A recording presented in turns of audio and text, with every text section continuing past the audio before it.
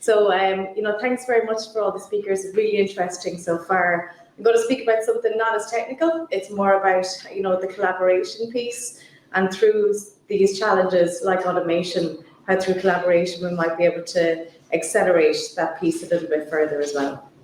So just to start off, I suppose, what is the ATIM cluster? It's a new term, common across Europe, maybe not as common here as well. So the ATIM cluster, the Advanced Technologies and Manufacturing Cluster, is an EI-funded cluster. We started in 2021, and we launched it with our steering committee, of which Tony was chairperson for 3 years as well. And so with that, our role, and funded under Enterprise Ireland through the Department of through Enterprise Ireland, is to really bring companies together so that we can unite their leaders together with industry contacts and government, so that we can tackle these shared challenges: automation, digitalization, sustainability. It's what can one company not solve on their own, that together, if we combine efforts and we strategize on that together, looking at our infrastructure, looking at skills, looking at these big challenges, what can we do together which can accelerate the competitiveness of our companies and our regions and keep Ireland more competitive longer term. So one of 12 clusters funded under that scheme with Enterprise Ireland. We're hosted in TUS, or the Technological University of the Shannon in Athlone. We act as a neutral voice, I suppose, very much driven by industry, but partnering with all of these innovators as well. With that grouping that we have across Enterprise Ireland, you can see Bormac, I know JJ is a strong collaborator there as well. That, there's another opportunity here that we're representing our member voice, but also able to tap in to some of the strong interdisciplinary nature, like biomaterials, for example, that was mentioned. So we have a number of projects that we do there, and we meet on a monthly basis, which is really important too. So our role as a cluster, as I mentioned, is to sit in the middle of that ecosystem. It's to represent the industry voice. But I suppose critically, and what's unique about us, is that we work across the ecosystem.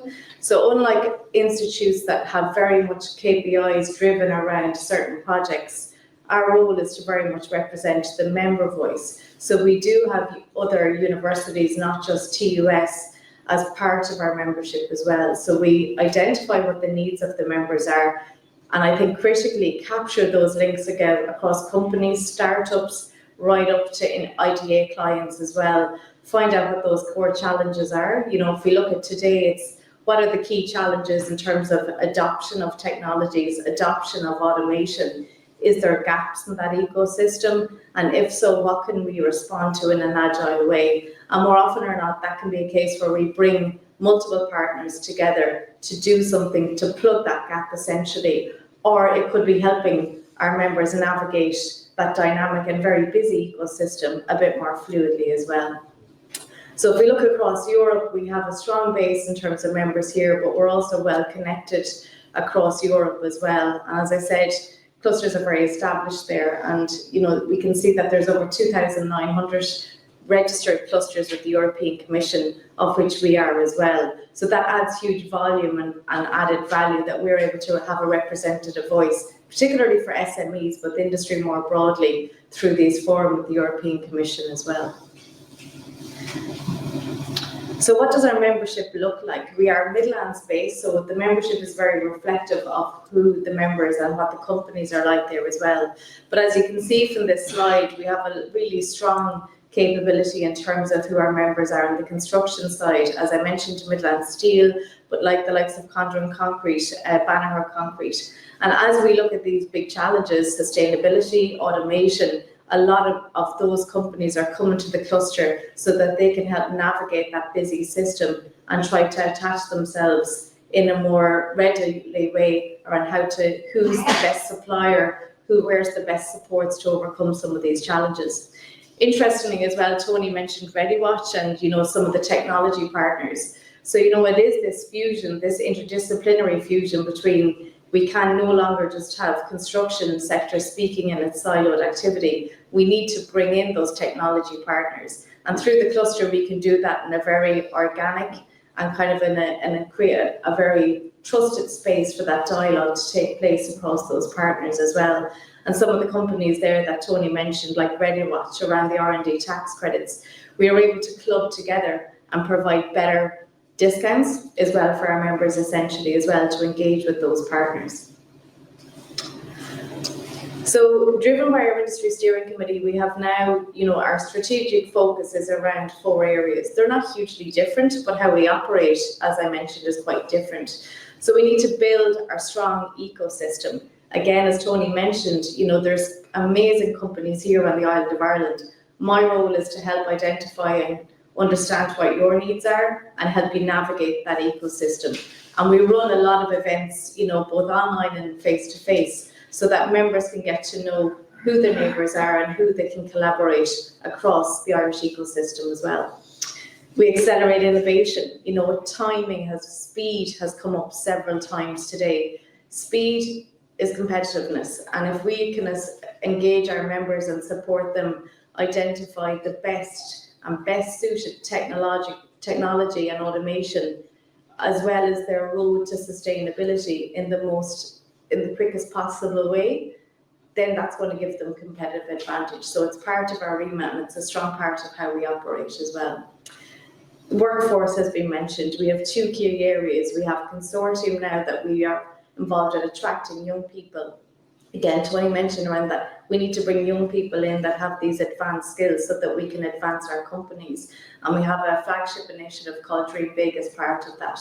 And also want to upskill, because we can no longer have a culture where people within our organisations are not engaging in upskilling. So we work with multiple skill nets, multiple organisations, but again, it's us bringing the member needs on a collective and sometimes individual basis to those partners so that they can get the best rate and the best type of support in that regard as well.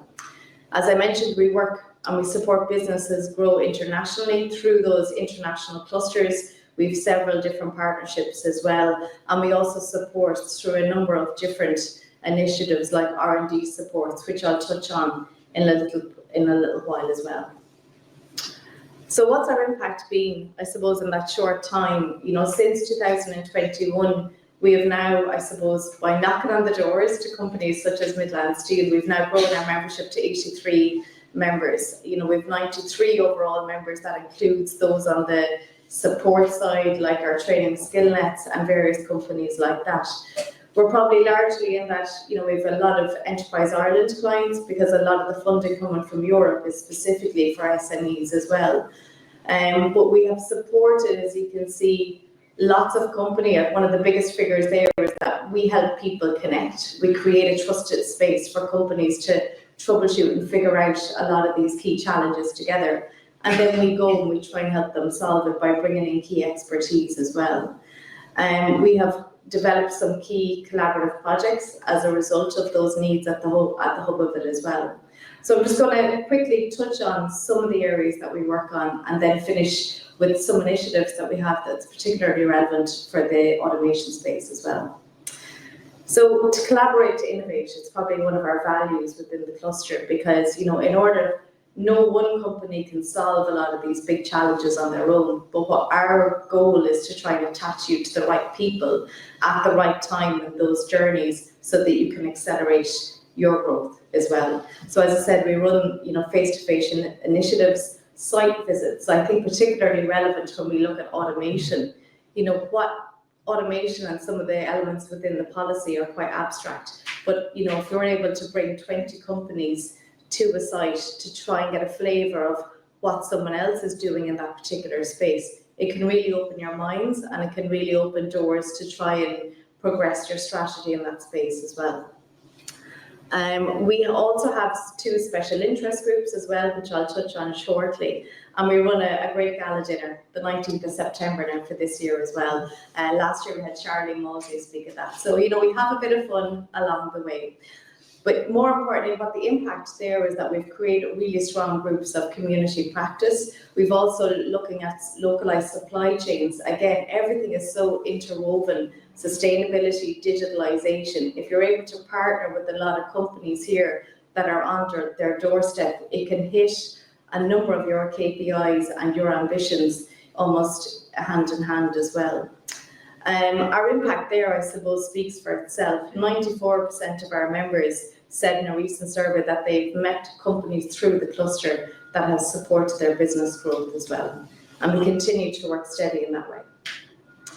Just wanted to touch on this as well, because now I suppose I am the vehicle, I'm the broker for the members to the rest of the organisations there. And I think what's really strong for us is that we've been approached by our members to support with sustainability subgroups.